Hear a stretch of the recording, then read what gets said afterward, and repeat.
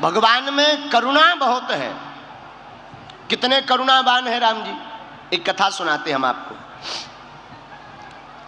दक्षिण भारत में एक तीर्थ है रामेश्वरम। कौन कौन गया है? हाँ, यहाँ रहती हैं तो स्वभावश आप लोग गए होंगे। रामेश्वरम में एक हनुमान जी के दर्शन हैं। आप लोगों ने किए हो ना किए हो।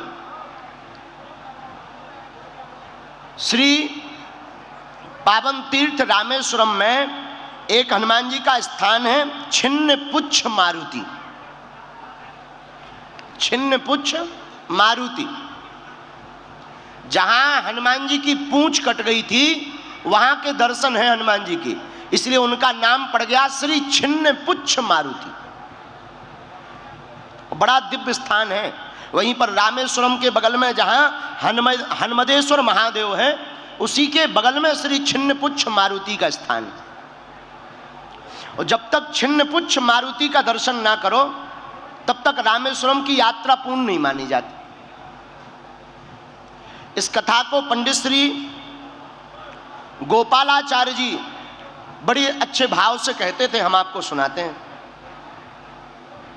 हमने एक महात्मा के मुंह से सुना कि जब राम सेतु का निर्माण होने लगा, राम सेतु बनने लगा। देखो, वैसे तो एक बात बताएं, राम सेतु, लोग कहते कि राम सेतु क्या है? राम से तू है, यही राम सेतु है। आहा, तो राम सेतु के निर्माण में सब बड़े बड़े बंदर बड़ी बड़ी शिलाओं को लाते हैं। शिलाओं को राम राम लिखकर पानी पर तैराते हैं। राम सेतु का निर्माण जोड़ने का कार्य करता है।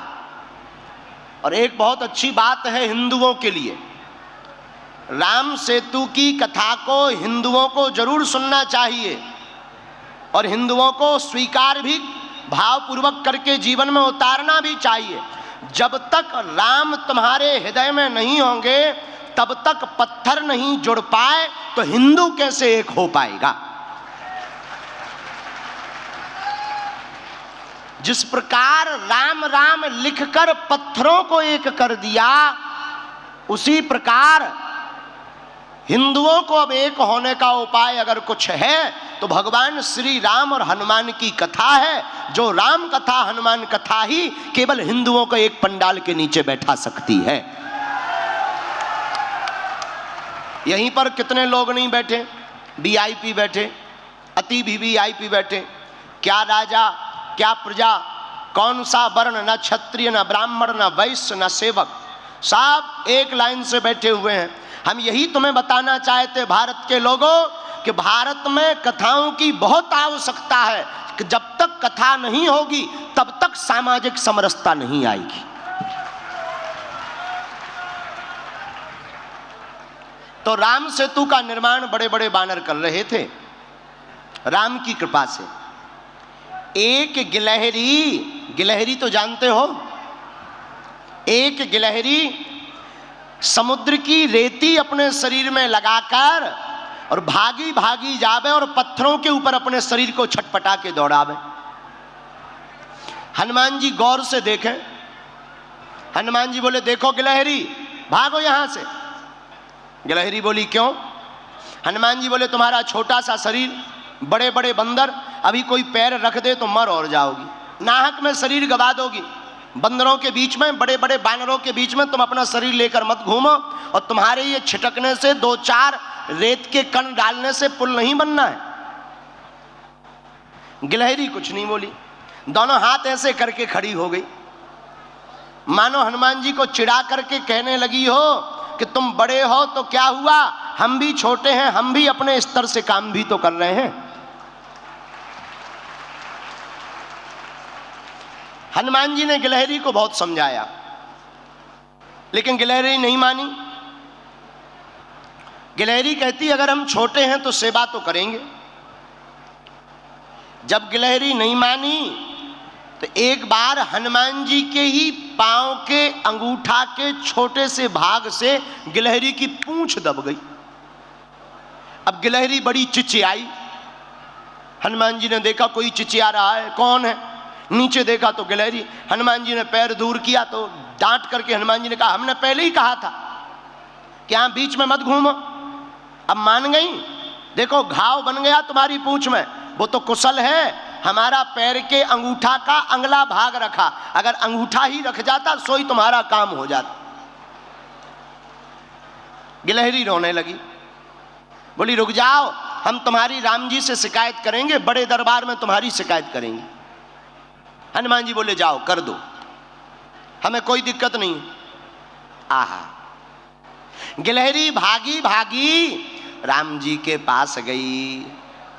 जाकर राम जी को प्रणाम करके कहा, भगवान आपके होते हुए हम जैसे छोटे जीवों पर अन्याय हो जाए, क्या ये आप सह सकते हो? राम जी बोले बिल्कुल नहीं, इधर आओ, क्या बात है? गिलहरी दोनों हाथ ऐसे करके खड़े हो गई, सरकार आपके रहते हुए हम पर अत्याचार हो गया। क्या हुआ? हमारी पूंछ देखो। गिलहरी की भगवान ने पूंछ देखी, बोले ये घाव कैसे हो गया? महाराज ये एक बहुत बड़ा बंदर है आपके यहां, उस बंदर की करामात है ये। राम जी ने गिलहरी को अपनी हाथ में लिया, पूंछ के ऊपर हाथ रखा तो जो उसका दुख था, करुणावान करुणा निधान श्री रघुनाथ जी के हाथ रखते ही उस पूंछ का घाव ठीक हो गया और गिलहरी प्रसन्न हो गई। राम जी अपनी 3 अंगुलियां गिलहरी के ऊपर फिराए। लोग कहते हैं कि पहले तो गिलहरी के ऊपर कोई निशान नहीं थे, जब राम जी ने अपनी 3 अंगुलियां गिलहरी के ऊपर फिराई, वही 3 अंगुल के निशान आज भी गिलहरी के ऊपर हैं। मानो राम जी ने कह दिया कि अब हमारी सील सिक्का लग गई, अब तुम्हें कोई रोक नहीं सकता। गिलहरी बोली ऐसे काम नहीं चलेगा, आप हमारा पहले न्याय करो। क्या हुआ है? आपके यहां बलवान बंदर ने हमारी पूंछ में घाव लगा दिया, उसको दंड दो। और आप जब तक दंड नहीं देंगे तो हम मानेंगे नहीं। राम जी बोले ठीक है जाओ ले आओ। गिलहरी बोली पहले वचन दो कि आप दंड दोगे। राम जी बोले वचन है। गिलहरी भागी भागी हनुमान जी के पास गई, बोले चलो, और आपको प्रभु ने बुलाया है बड़े दरबार में, बड़े बड़े बलवान बन रहे थे, बड़े बुद्धिमान बन रहे थे, आओ अब हम तुम्हें ठिकाने लगवा कर मानेंगे। हनुमान जी बड़े हंसे कि ये गिलहरी बड़ी विचित्र है, बहुत परेशान कर रही है। हनुमान जी, श्री हनुमान जी गिलहरी के साथ साथ राम जी के द्वार पर पहुंच गए। राम जी को प्रणाम किया, क्या बात है और तुमने गिलहरी का अपराध क्यों किया श्री हनुमान जी? हनुमान जी हाथ जोड़कर बोले प्रभु हमने अपराध नहीं किया, यही गिलहरी बीच के बीच भाग रही थी, इधर से उधर उथल पुथल कर रही थी, हमने तो टोका था, रोका था कि बड़े बड़े बंदर हैं, चिपल जाओगी, चप जाओगी, मर जाओगी। महाराज धोखे से हमारी ही पांव से इनकी पूंछ दब गई। आहा, राम जी बोले सुनो, अपराध तो किया ही है, पर हनुमान जी ने गिलहरी से पूछा एक बात बताओ, तुम्हारे रेत के कण डालने से समुद्र का पुल बनना नहीं है, फिर भी तुम इतनी परेशान क्यों हो रही थी? राम जी बोले बात तो सही है, बताओ गिलहरी। गिलहरी ने जो जवाब दिया उसको सुनकर हनुमान जी की आंखों में आंसू आ गए। आहा, गिलहरी हाथ दोनों जोड़कर बोली राम जी हमें पता है कि हमारे कारण से पुल नहीं बनना है, लेकिन इन बंदरों ने आपकी इस सेना ने बड़े बड़े पत्थर ला करके पुल बना दिया। 1200 किलोमीटर लंबा पुल बनाया है महाराज, 120 किलोमीटर चौड़ा राम सेतु। राम जी बड़े बड़े पत्थर लगे हैं, आपके चरण बड़े कोमल हैं, उन चरण कोमल जब आप पत्थरों में, पत्थर हैं ऊबड़ खाबड़, रखोगे, कहीं चोट लग जाए, आपके चरणों से खून बहने लगे, तो ये बनते तो बड़े बुद्धिमान हैं तुम्हारे हनुमान जी, बड़े बुद्धिमताम वरिष्ठम ज्ञानिनामाग्रगण्यम सकल गुण निधानम वानराणामधीशम, पर इन्हें ज्ञान एक रत्ती का नहीं है। तुम्हारे हनुमान जी को ज्ञान एक रत्ती का नहीं है। हम छोटे जरूर हैं पर हमें ज्ञान ठीक ठाक है। राम जी बोले क्या ज्ञान है? बोले ये तुम्हारे बड़े बड़े बंदर बड़ी बड़ी शिलाएं लगा रहे, पर आपके चरण बड़े कोमल हैं, आप चलोगे तो कहीं पत्थर लग जाएगा, तो हम रेती जाकर के रेती उन पत्थरों की दरार में भरते हैं ताकि आपके चरणों में कोई चोट ना लग जावे। आहा, हनुमान जी को सुनकर आंखों से आंसू आ गए। अरे धन्य हो गिलहरी, आप धन्य हो, आपका भाव धन्य है। गिलहरी बोली ये सब बातें छोड़ो, अब ज्यादा मलाई मत मारो। प्रभु आपने कहा था कि हम दंड देंगे, आप इनको दंड दीजिए। इन्होंने हमारी पूंछ में घाव बनाया है, आप इनको दंड दीजिए। राम जी बोले बताओ क्या दंड दें?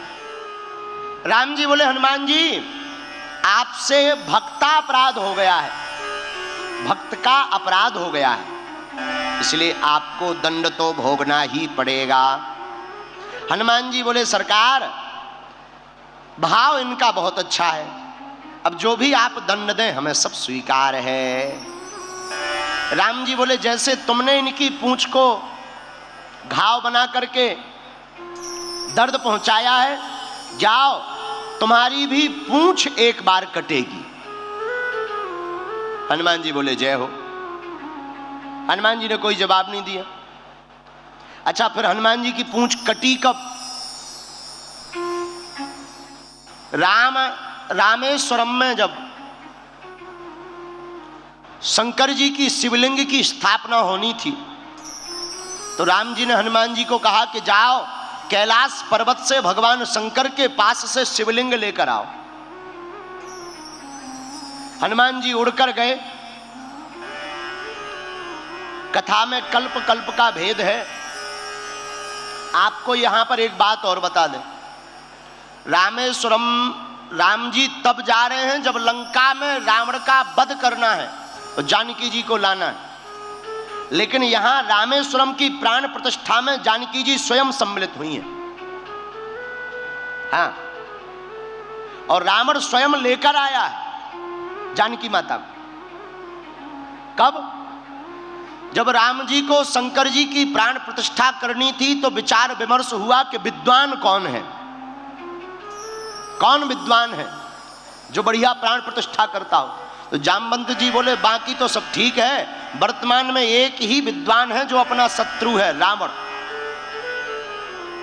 राम जी बोले शत्रु है तो क्या हुआ, अगर आचारत्व स्वीकार करे तो रावण को ही बुलाया जाए।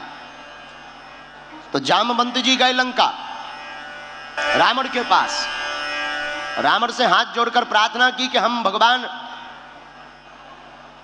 श्री राघवजू सरकार के दूत हैं और आपको आचार्य के रूप में आपके पास हमें प्रार्थना करने के लिए भेजा है, और आप हमारे प्रभु श्री राम को शिष्य रूप में स्वीकार करो और भगवान शंकर की प्राण प्रतिष्ठा करवानी है शिवलिंग की, क्योंकि आप शंकर जी के बहुत बड़े भक्त हैं। आप सुनकर चौंक जाएंगे। रावण तैयार हो गया। रावण जानता था कि वही राम हैं जिनको हमसे युद्ध करना है, जिनकी पत्नी का हम हरण करके आए। लेकिन रावण ने कहा जामवंत जी जाओ, आप अपने राम जी से कह देना कि पंडित जी तैयार हैं और यह प्राण प्रतिष्ठा करवाने के लिए रामेश्वरम आ जाएंगे। लेकिन एक बात बताओ, हमारे यजमान के पास सामग्री तो पूर्ण है, क्योंकि जो सामग्री पूर्ण ना हो वो पूर्ण करने की जिम्मेदारी आचार्य की होती। सामग्री तो पूर्ण है। अब जरा शब्द शैली पर गौर करना। जामवंत जी हाथ जोड़कर बोले हे राजा रावण, आचार्य रावण, हे श्रेष्ठ विद्वान रावण, सामग्री तो पूर्ण है, लेकिन हमारे स्वामी प्रभु श्री राम की पत्नी का हरण कोई लंका का राजा रावण हरण करके ले गया, तो पत्नी भर नहीं है, बाकी सब है। अब जरा जवाब सुनना रावण का।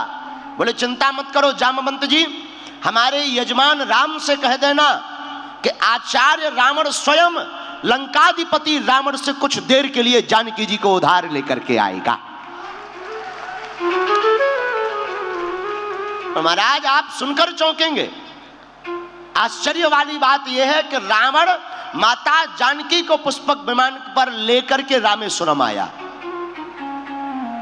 उतरा, भगवान श्री राम ने प्रणाम किया, भगवान राम से पूछा क्यों, सामग्री तो पूर्ण है। भगवान राम ने कहा हे आचार्य प्रवर, हे आचार्य श्रेष्ठ रावण, बाकी सामग्री तो है, बस पत्नी नहीं है, पत्नी के बिना यज्ञ अधूरा होता है। तो आचार्य रावण ने कहा चिंता मत करो यजमान राम, हम लंकाधिपति रावण से तुम्हारी पत्नी को कुछ देर के लिए लेकर आए। पुष्पक विमान पर श्री जानकी जी विराजमान, वापस आए, हनुमान जी वहां शिवलिंग लेने के लिए गए, मुहूर्त निकला जा रहा था, तो राम जी ने कहा मुहूर्त निकल ना जाए, देवी जी कोई उपाय करो। तो माता जानकी जी ने अपने हाथों से शिवलिंग रेती का बना दिया और मंत्रों से आचार्यों ने, ऋषियों ने रामेश्वरम की प्राण प्रतिष्ठा करा दी। तब तक हनुमान जी आ गए। हनुमान जी शिवलिंग लेकर आए। महाराज आपने कहा था लेकर आओ, हम तो आ गए, लेकिन आपने तो प्राण प्रतिष्ठा ही करा दी, हमें बड़ा दुख हुआ। हनुमान जी के भाव को देखकर राम जी बोले परेशान मत हो, एक काम करो, तुम ये शिवलिंग जो रेती वाला है, बालू का बना हुआ, रेत का, इसे उठाकर उसकी जगह ये कैलाश पर्वत वाला रख दो। हनुमान जी तो रामदूत अतुलित बलधामा अंजनी पुत्र पवन सुत नामा। श्री हनुमान जी महाराज रामदूत हैं, अतुलित बलधामम हेमशैला विदेहम धनुजवन कृशानु ज्ञानी नामाग्रगण्यम। हनुमान जी अतुलनीय बल के धाम है। हनुमान जी ने पूरा बल लगाया, लेकिन शिवलिंग उखड़ा नहीं, उठा नहीं।